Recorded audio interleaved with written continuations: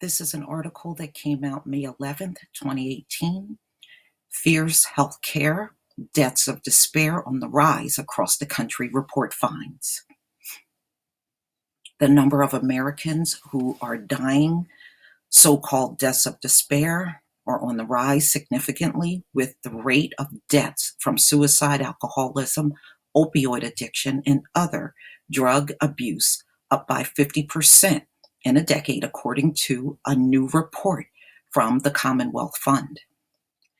Deaths of despair rates at least doubled in Delaware, Ohio, New Hampshire, New York, and Virginia between 2005 and 2016, according to a 2018 scorecard on state health system performance released Thursday by the nonprofit and nonpartisan Health Research Organization.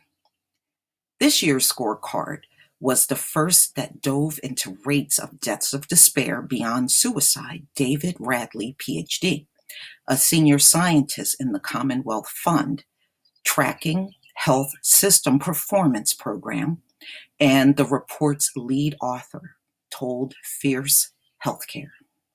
It was shocking to see how much worse every state in the country is getting on this measure, Radley said.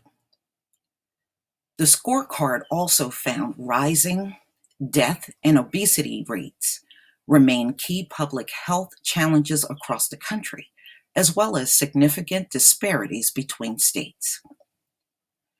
States were scored on a number of factors, such as access, affordability, preventive care, and avoidable hospital use.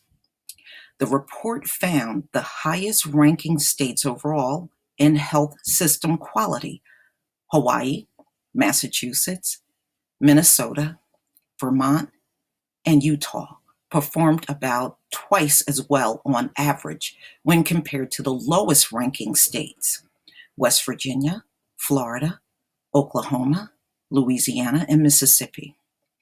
States are assuming a greater role in driving and setting health policy. The report notes, so it's crucial to track trends at the state level in addition to nationwide.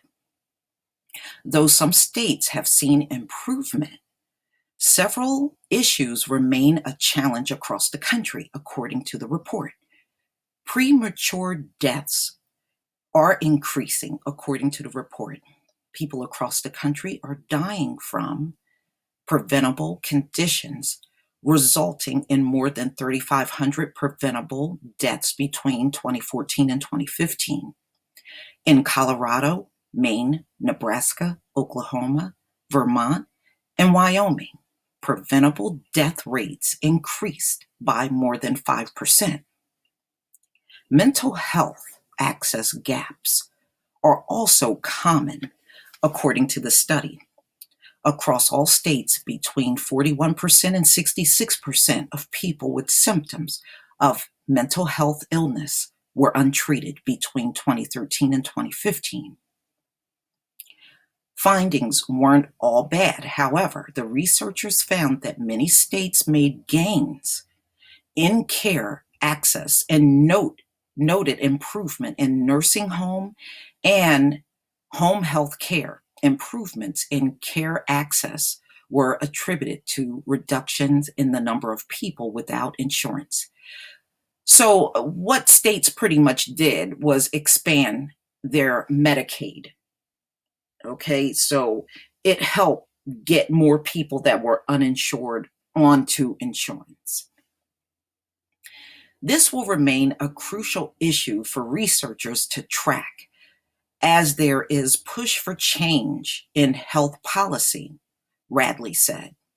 He said future reports will also dive more into how the rise of high deductible health plans and increasing co-insurance payments impact access and patients' healthcare spending.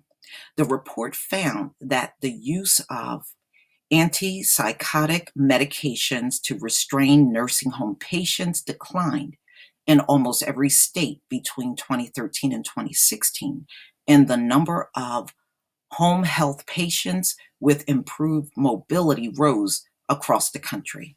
So there you have it, ladies and gentlemen. So deaths of despair is still a very serious problem in America, and it's going to always be this way because remember, they gave amnesty to the junkies out here. So as long as they are still running wild around the country, high and drunk and all these other conditions that we're seeing out here with them panhandling and everything else, don't expect this to change or improve. You know, it was jail for crack addicts. It's amnesty for heroin, opioid, fentanyl junkies out here. Please tell me what you think, ladies and gentlemen. Please leave your comment and subscribe. Don't forget to hit on the notification bell. And don't forget to like the video. Please hit on that like button. And if you have an Android device, please get my app. You'll see the link to it in the comment section. And hopefully the iOS version will be out soon. You know, unfortunately, Apple just takes a lot longer to approve these apps for some reason.